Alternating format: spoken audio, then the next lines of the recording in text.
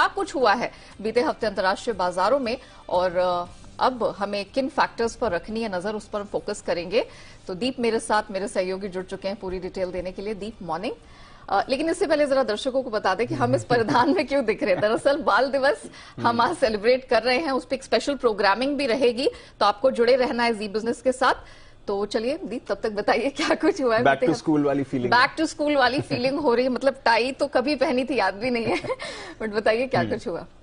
बढ़िया एक्शन है जो देख रहे हैं। अब 2 हफ्ते की तेजी बनी हुई है, वो पॉजिटिव सेंटिमेंट बरकरार है और फिलहाल डीरेल करने के लिए कोई ऐसी बड़ी खबर, ऐसा ट्रिगर नहीं आया है जो बाजार को खराब करे। इनफैक्ट 1-2 ट्रिगर्स ऐसे हैं जिसकी वजह से बाजार का मूड माहौल अच्छा बना हुआ है।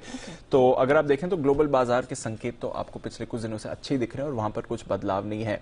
शुक्रवार को यूएस में थोड़ा उतार चढ़ाव वाला दिन जरूर रहा।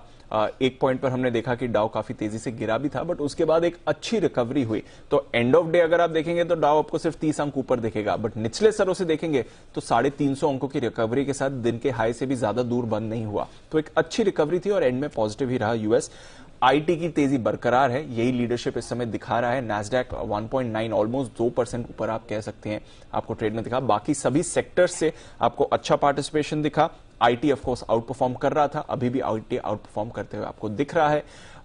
10 साल की बॉन्ड यील्ड 3.9% के नीचे है, तो वहां से आपको कोई परेशानी नहीं आती हुई दिख रही है। सेक्टोरल पार्टिसिपेशन अच्छा बना हुआ है। और इसमें एक चीज और जो ऐड हो रही है कि डेमोक्रेटिक पार्टी जो है बाइडेन साहब की, उसकी जो रिसेंट मिड टर्म पोल्स से परफॉर्मेंस इतनी खराब नहीं रही। इनफैक्ट यूएस सेनेट की जो मेजॉरिटी थी उनकी, वो ये बनाए रखेंगे, यानी कि यूएस सेनेट पर ये कंट्रोल बनाए रखेंगे और रिपब्लिकन पार्टी के ऑफकोर्स यूएस कांग्रेस में कंट्रोल बना रहेगा। तो कुछ वहां से ज्यादा बदला नहीं है। तो बाजार ना ही पॉजिटिवली वहां पर रिएक्ट कर रहा है, ना ही नेगेटिवली। कोई ऐसा बड़ा शॉक वहां से आपको नहीं आते हुए दिखाए। एक जो पॉलिटिकल स्टेबिलिटी थी वो इस समय दिख रही है। तो बाजार इन सब चीजों को पचा रहा है और अच्छे मूड में ही आपको फिलहाल दिख रहा है। इन्फ्लेशन की तो इनफैक्ट चिंता अभी थोड़ी कम हो चुकी है यूएस में। पिछले हफ्ते का अगर आप एक्शन देखेंगे तो जबरदस्त तेजी दिखी है। इनफैक्ट इस साल का दूसरा या तीसरा सबसे बड़ा हफ्ता रहा है जहां तक नैस्डैक का सवाल है।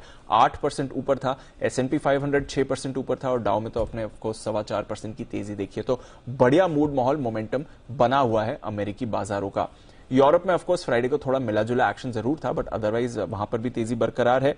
डॉलर इंडेक्स में आप देख रहे हैं कि आज निचले स्तरों से रिकवरी है। वैसे हमने देखा है कि 3 महीने के निचले स्तर तक गया था, जिसकी वजह से पिछला हफ्ता जो था वो कमोडिटी बाजारों के लिए तो दमदार रहा। सोने के लिए हमने देखा 2.5 साल में, यानी कि कोविड के बाद के सबसे बढ़िया हफ्ता सोने के लिए था। 5.25% की तेजी आपने पिछले हफ्ते देखी। चांदी में भी लगभग सिमिलर एक्शन आपने बनते हुए देखा। कच्चा तेल थोड़ा बढ़कर आया है, $97 पर आज सुबह आपको दिखेगा। बट अगर आप वीकली बेसिस पर देखें तो पिछले हफ्ते 3% की गिरावट हुई थी, क्योंकि पिछले हफ्ते मंडे को इस समय हमने देखा था ऑलमोस्ट $100 पर प्राइसेस जा रहे थे, तो वहां से गिरा है। बट आज सुबह फिर से थोड़ा एक्शन है, क्योंकि चाइना के जो कोविड रेस्ट्रिक्शंस कम हुए हैं, वहां से उम्मीद जागी है कि तेल की डिमांड और आपको बढ़ती हुई दिख सकती है। बेस मेटल्स में तो बढ़िया एक्शन था ही। निकल पिछले हफ्ते 15% दौड़ा है, कॉपर में 6% की तेजी देखी और लगभग सारे base metals multi month highs पर आपको ट्रेड करते हुए दिख रहे हैं। कई सारी एग्री कमोडिटीज में भी आपने ऐसा ही एक्शन देखा है।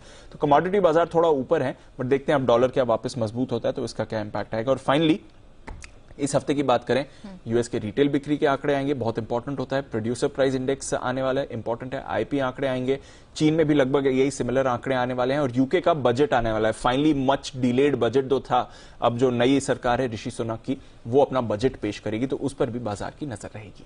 ओके, चलिए, तो हमने ये जान लिया कि किन कारणों से हमें इक्विटी और कमोडिटी स्पेस में जो एक्शन दिखा है वो देखने को मिला है। एंड ऑफ कोर्स ये वो ट्रिगर्स हैं, अहम इवेंट हैं जो दीप ने आपको बताया, इन पर आपको रखनी है नजर। थैंक यू दीप, वो पूरी डिटेल्स देने के लिए।